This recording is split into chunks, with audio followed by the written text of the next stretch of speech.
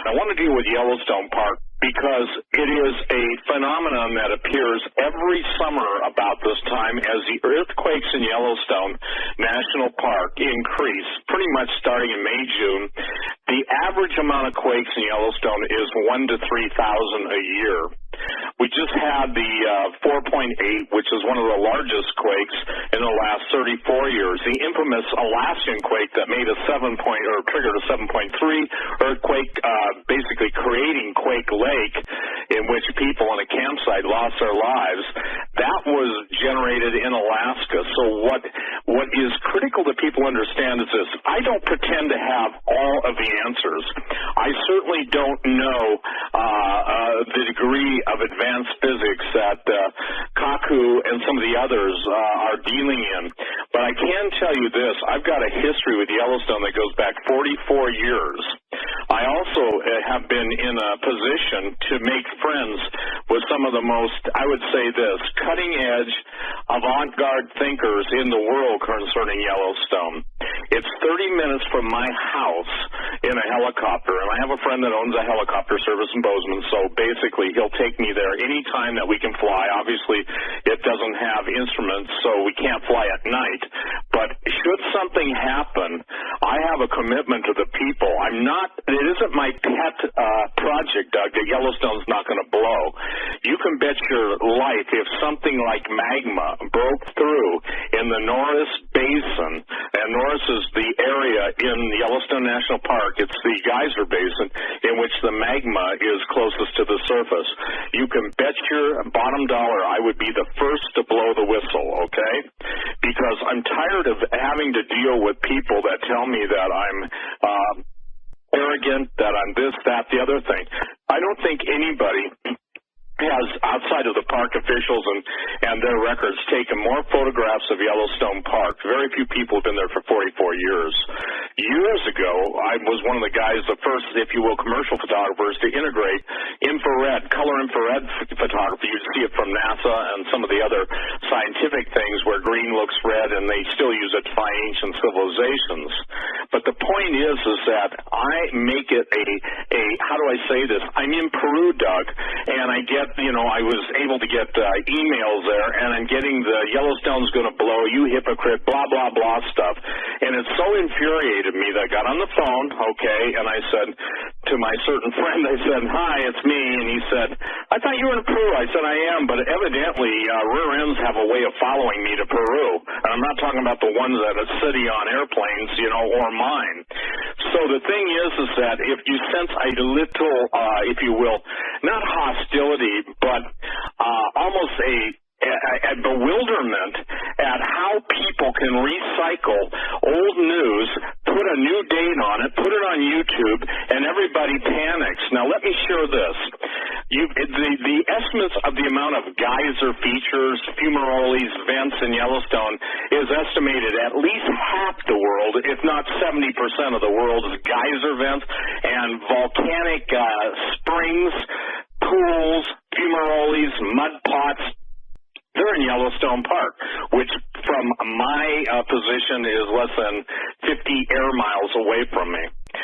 The area of Yellowstone is, basically 44 square miles. I just spent 2 weeks ago, I'm saying this to put into perspective the lengths I'll go to, Doug, to basically try and show people that this is hype. It has nothing to do, it's an intentional, in my opinion, psyop.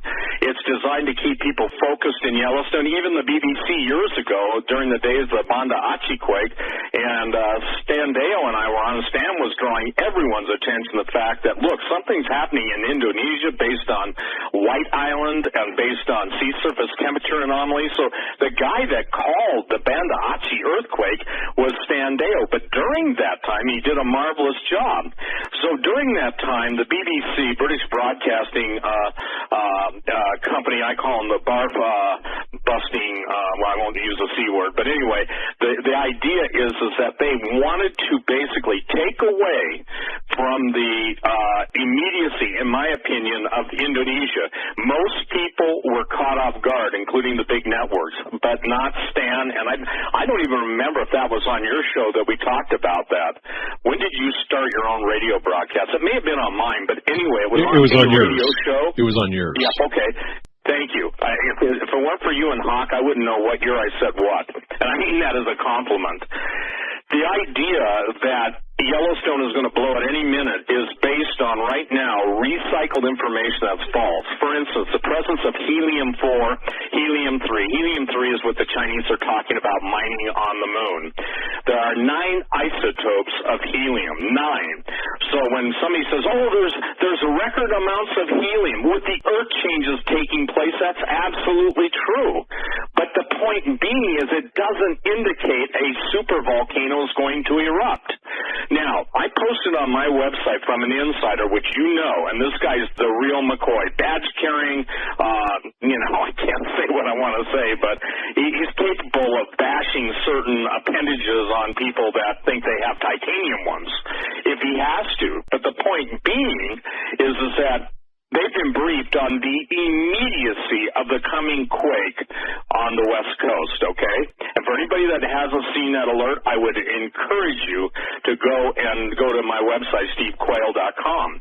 Now, why is a disinformation campaign so focused on Yellowstone? Well, Doug, I've undertaken, and this is behind the scenes, I don't even think you know this, I've undertaken the most extensive aerial photography film that's ever been done in Yellowstone Park, okay?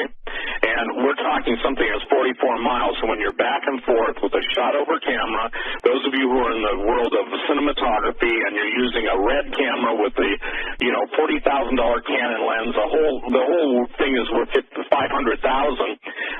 This isn't something I'm taking, how do I say this, just for the kicks to go spend money, that I have to borrow from the bank to do what I'm doing. So putting this into perspective, I put my money, and I do put my 44 years of photography on the line, okay?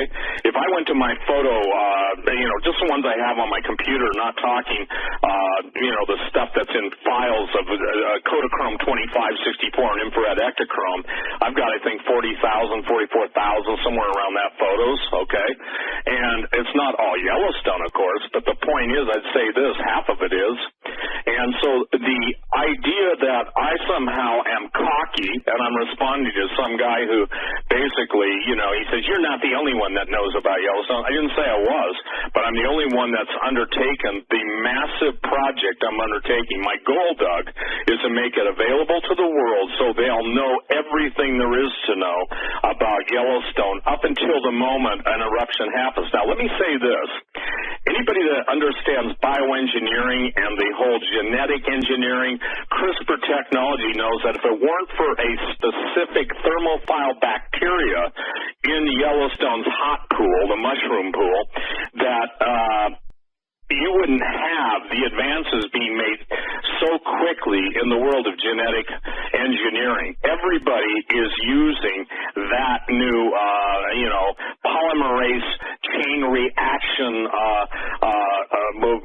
bacterium, and it's famous. It's famous worldwide, and most people don't even know the history. The value of Yellowstone, just in exobiotic, interplanetary research, is in the trillions of dollars. That one single thermophile bacteria has already yielded billions of dollars, and the people that have patented, they've been fighting in court, et cetera, and the National Park Service, rightly so, has, a royalty agreement, and it should, because Yellowstone is, in my opinion, the first wonder of the world. Now, I'm biased, okay? So, the project I've undertaken is both above surface, in the air, and underwater. Now, I don't need to fund the underwater research because Woods Hole Oceanographic Institution is already doing a multi-year study of the thermal vent that lies in Yellowstone Lake, okay? The thermal temperature, they put probes down in the bottom of the lake, and, this isn't a super deep lake. The deepest point is like 400 feet, and they're testing the temperature. I fly over that multiple times, Yellowstone Lake, in order to see if there's any ice melt whatsoever. The only ice melt you ever have is down around West Thumb and some of the other geyser basins that flow into the lake, but it's, less than probably 100 feet, maybe 200 feet max. But where the vent is and where the, quote, super volcano would erupt from, it's as quiet as a mouse. I personally was in Yellowstone Park a number of years ago when they had 800 microtremors in one day. I came back and said, look, it's not a big deal. I couldn't feel them. And to put this into perspective, it's the most monitored geologic area in the world. I want to say that again. Yellowstone is the most monitored geologic area. So for those that think, Russia, China will send an atom bomb or a nuclear missile or pre-plant nuclear weapons there, you're crazy. The reason you're crazy is because the value of it so surpasses, it's relatively few people, especially in the winter, and so there's no strategic value to it other than this. It is the quintessential spoil of war. So, the idea that, and I've seen this on the internet, that the Russians are getting ready to blow it up, that China's getting ready to blow it up. China's going to blow up their own property. That's like dropping a bomb in Beijing, okay? Because in essence, most people, and Snopes says it's not true, there's massive amounts of information that when Hillary Clinton gave, in essence, the rights to the national parks as collateral rights to the Chinese for buying all our debt. Do you remember that story, Doug? Yeah, I do. Yep. So here's what I'm saying. Because of all the people that I know, and because of the graciousness, I believe, of the living God, there's real issues to focus on.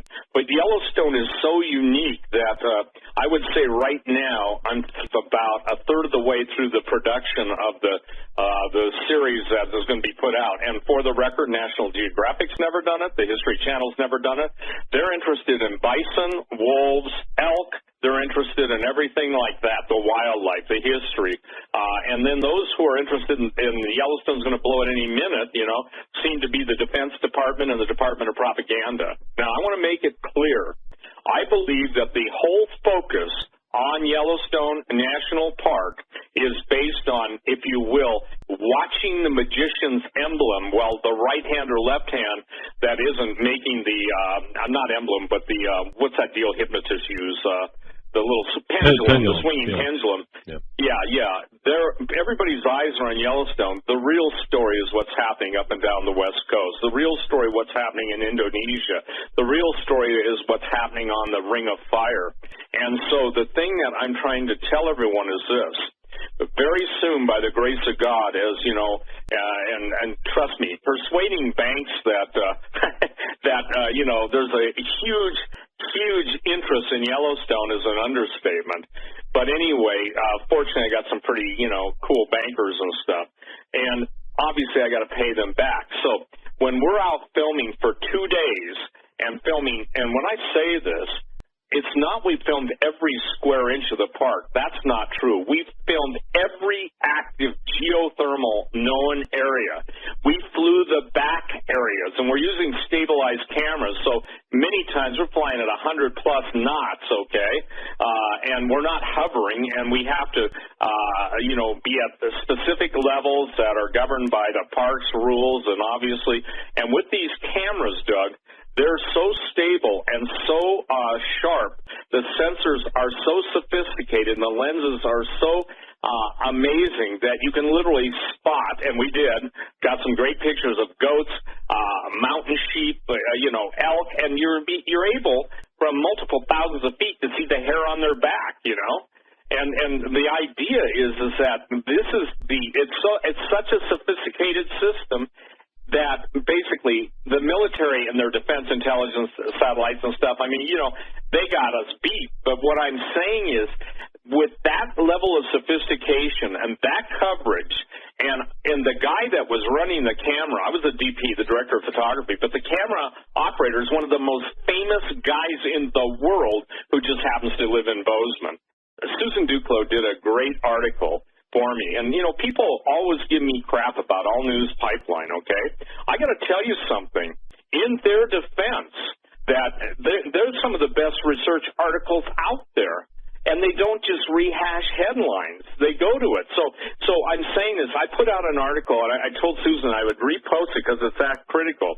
There are things that you would look for before any super volcano were even to begin to go on the radar.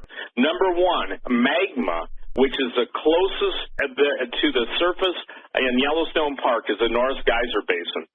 Several years ago, they closed some of the walkways, that literally wooden walkways that run they walk you around these geothermal features to keep you from obviously getting hurt. And they closed part of that. They also closed, it was either last year or the year before that, the Mammoth Hot Springs walk up in what's called the Upper Geyser Walk. Now, I go there just about every time I hit Yellowstone because it's faster for me to go from Bozeman through Livingston down to the Gardner entrance than it is to go to the West Yellowstone and fight all the traffic. By the way, guess who's represented by the millions now in Yellowstone as tourists? Chinese. They're all over the place. I know in Canada, Toronto, and so many other places here, like Vegas. I've seen reports too. They're just about every big city. But the fascinating thing is, Joe, is that, some of them made it known, and they've said it outright. We own this now. So, when the average Chinese citizen knows that, maybe the American citizens had better wake up. By the way, it's also most people need to know this, but it's also a United Nations preserve, And yeah. what's fascinating, Gee, interesting, New World Order, So here's the thing. Yeah, I'm sarcastic. I'm really sarcastic, okay? And the reason I'm trying to make people understand this, but look, they're the largest assemblage of incredibly wealthy people in the world have homes at what's called the Yellowstone Club. And Stephen Sanford did a great job in researching that, okay? So right now, when you've got the captains, it's Gates, it's Eric Schmidt, it's the head of Goldman Sachs, it's a who's who in the world, okay? These aren't like second-tier millionaires. These are first-tier billionaires/trillionaires. And somebody says, there are no such thing as trillionaires. You only know the financial information that's put out there. You don't know what really exists. There are a lot of people breaking ranks, Doug, from all over the world that listen to your show. And God bless everyone outside the United States because, again, there are areas of volcanic unrest. There are areas, if you're watching all the earthquakes in California, that's troubling. If you understand what's going on with the underwater, what are called seamount volcanoes, up off the Oregon-Washington coast, those are troubling. What's going on Balagsop Island in the Aleutians, those are troubling. What's coming alive in Costa Rica, Turrialba, and I might probably pronounce that wrong, but everything that's coming alive is coming alive on the Ring of Fire. Now, will there be harmonic tremors in Alaska that will initiate a sympathetic response in Montana? Absolutely. The great quake that happened, that created the Hebgen Lake Dam and the Quake Lake, that happened because of the Alaskan 7.3 earthquake. But what is critical is that the stories of helium leaking are 4 years old. The stories of Michio Kaku saying it could go off supervolcano. Yeah, but right now people better be worried about ICBMs because North Korea just achieved it, and because they launched it vertically and didn't launch it in a horizontal arc, this is information just came in to me moments ago, they were able to prevent a massive counterattack. In other words, Doug, they send it in a vertical ascent versus an arc like a launch for an ICBM. Right. And whoever told them to do that is very, very smart. And my guess is they're having a lot of help because when you can take a country like that and they can produce MIRVed warheads, which are independently targetable reentry vehicles, the RV, in essence, they've achieved what they've been warning about. It's just the dumbasses, and I'm sorry, it's a biblical term, the dumbasses, the mainstream press that have nothing to do but lie to the American people and keep the truth and the nature of this all hidden, don't get it. So, you're hearing that for the first time, and I got to tell you something. I catch a lot of flack from linking to Hal Turner, And Hal has, I'll make this statement. I know he's got a past, but I also know that he's still got contacts. And if he's got a good story, I'm going to say this publicly, I'm going to link to it. If I can verify it, and he did a marvelous job breaking that story late last night or the night before. And, you know, again, listen to the message, people. Look at the evidence. Because I would say this, again, I'm in an unusual geographic position to answer them. I'm in a historic relationship with a lot of people that know what's going on there on a moment's notice.